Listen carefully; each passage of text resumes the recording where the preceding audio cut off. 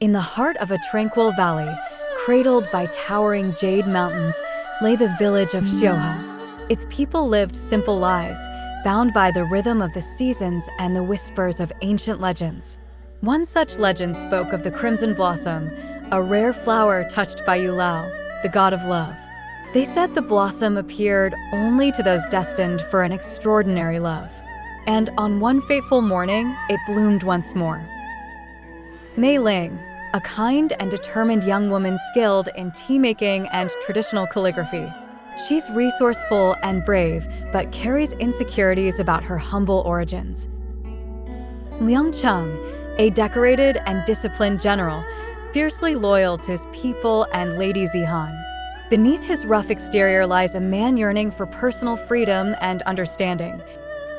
Lady Zihan, a poised and influential woman admired for her intelligence. Though she holds respect for Liang Cheng, she harbors unrequited love for another noble. Mei Ling, the spirited daughter of a tea farmer, bent low by the riverbank. Her hands were calloused from labor, but her heart was full of dreams. As sunlight danced on the rippling waters, her eyes widened at the sight of the mystical flower, its petals deep crimson, its center glowing faintly like the embers of a forgotten fire. She held it carefully, wondering, could this flower save my village from its hardships? Elsewhere, the sound of hooves echoed through the village streets. Liang Cheng, the great general of the southern kingdom, had returned from war. Clad in shining armor adorned with dragon motifs, he was a man revered and feared in equal measure. Yet, as he dismounted his steed, his thoughts strayed not to battle, but to Lady Zihan, the noblewoman whose heart he longed to claim. The two crossed paths that evening by the riverbank, drawn by fate to the same blossom. Mei Ling clutched it tightly in her hands, her gaze unwavering. "This flower belongs to my village," she declared, her voice firm despite her modest stature. Liang's piercing eyes narrowed. "The blossom is a sign. Yulao himself has blessed my quest for Lady Zihan's love."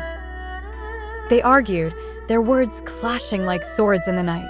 To Mei Ling, the blossom was a hope for prosperity. To Liang, it was proof of divine favor. But beneath their heated words was a pull neither could ignore, a quiet whisper in their hearts, urging them closer. Days turned into nights, and their encounters by the river became frequent. Over cups of tea that Mei Ling brewed with care, Liang began to see more than a stubborn farmer's daughter. He saw her strength, her wit, her courage. Mei, in turn, glimpsed the man behind the armor, a man burdened by duty, longing for freedom.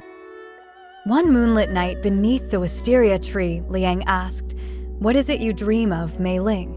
She hesitated before answering, "A life where my people are safe, where I can walk with someone who sees my worth." Her words stayed with him, awakening a yearning he had never known. But dreams are fragile things, easily shattered by the weight of obligation. Liang's heart still belonged to his promise to Lady Zihan. And when Zihan herself learned of his connection to Mei Ling, she demanded an answer.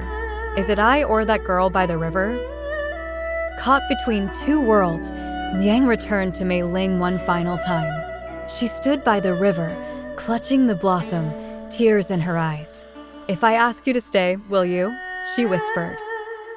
Liang's voice trembled as he answered, "I cannot turn my back on my promises. But know this, Mei Ling, you are my heart's true whisper." And so he walked away, leaving the crimson blossom behind, a testament to love unfulfilled. Mei Ling wept silently, the river carrying her tears downstream. As the first light of dawn bathed the valley, the blossom's glow faded, its magic spent.